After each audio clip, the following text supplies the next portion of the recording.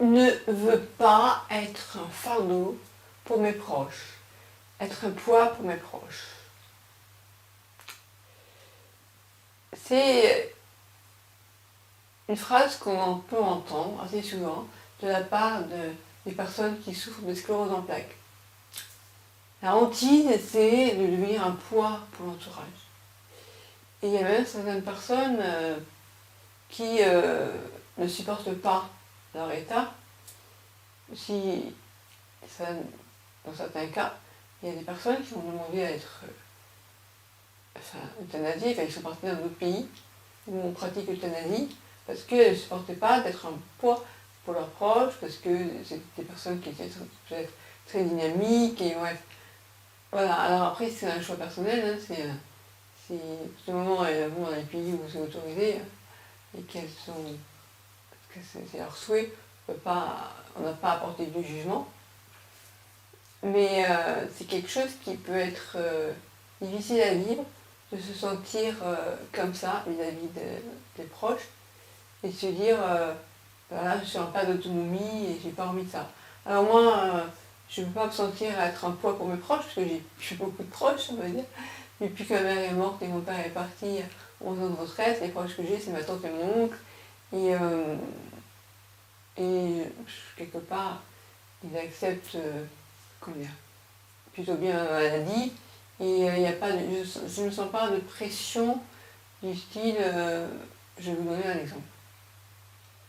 Il y a un monsieur qui est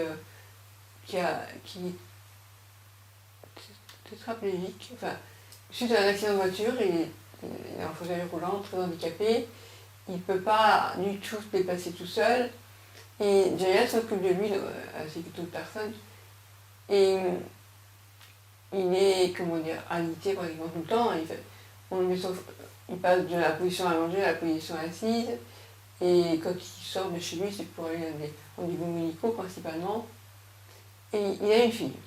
Et cette fille, il n'y a pas longtemps, il y a eu un problème, je ne vais pas te dire ce problème.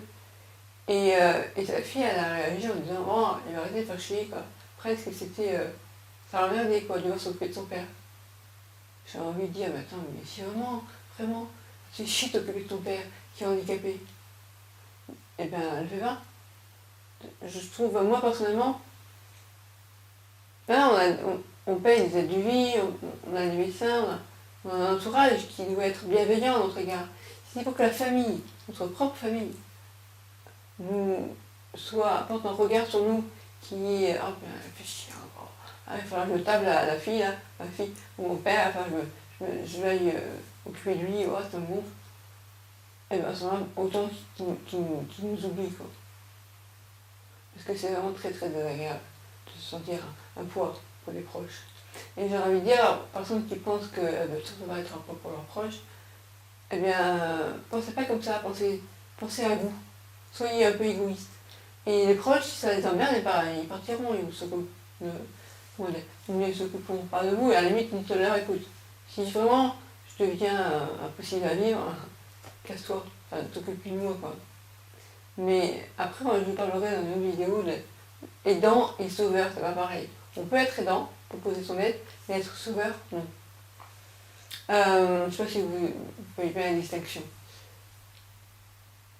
Moi, j'ai envie que l'aide qu'on m'apporte, ça soit, j'allais dire bénévole, spontané. Alors là, soit je paye pour cette aide, hein, soit, si on m'aide, ça soit sans retour attendu, enfin, et surtout pas une obligation parce que je suis ta fille, parce que je suis ton père, parce que je suis ta mère, je m'oblige à ça. Et après, je te le fais payer, quoi, quelque part. Voilà. Donc, ne culpabilisez pas parce que vous êtes malade. Je crois que c'est important. Et les proches, si vous le faites, aidez votre père, un enfant ou autre, faites-le de bon cœur ou le faites pas du tout, c'est pas la peine. Ne faites pas sentir que ça vous fait chier, quoi.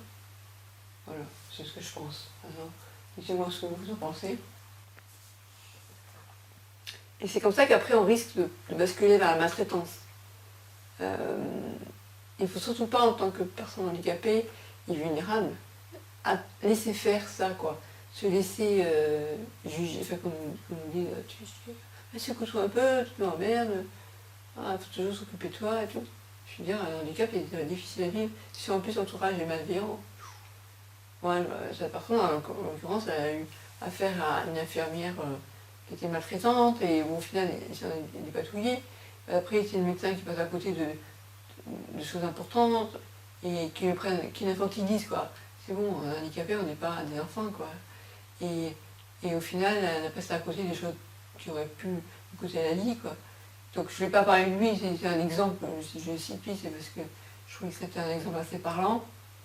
Mais voilà, l'importance de bien s'entourer, et surtout, si on pense qu'on risque d'être un jour un fardeau pour nos proches, il faut bien que les proches, même s'ils ont légalement l'obligation de nous aider, s'ils le font de manière à reculons, moi j'ai envie de dire, je préfère, enfin, moi c'est ce que je pense, et je pense que c'est la plupart des personnes qui se disent, je préfère qu'on me laisse me débrouiller avec des personnes que je paye pour ça, plutôt que de soi-disant m'aider, alors qu'en fait ça vous fait chier, si ça vous fait chier, ne le faites pas.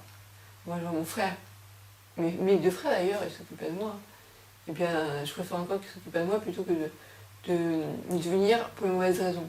Et d'ailleurs, mon frère et mon pilier, je suis contente de ne pas lui avoir donné d'argent, parce que sinon, oui, il serait venu me voir. Ah oui, il serait venu me voir. Comment ça va, Christelle? Il me donner des petits coups de main, je sais pas, peut-être. Et encore, c'est pas sûr. Mais ça n'aurait pas été pour les bonnes raisons, parce que moi, je voulais donner de l'argent, voilà. Et au final, c'est normal de payer des aides de vie, c'est pas normal de payer la famille, quoi, pour nous aider. Voilà. Et puis après, il y a l'aide et l'aide, il y a aussi le soutien moral, c'est important. Le soutien moral, on peut l'avoir auprès d'amis, et les amis, jamais nous reprocheront d'être à bouler, quoi. Voilà. L'aide, elle doit être spontanée ou pas du tout. Voilà. Donc, likez la vidéo si vous avez aimé, dites-moi ce que vous en pensez, et je vous dis à bientôt dans une nouvelle vidéo. Bye bye.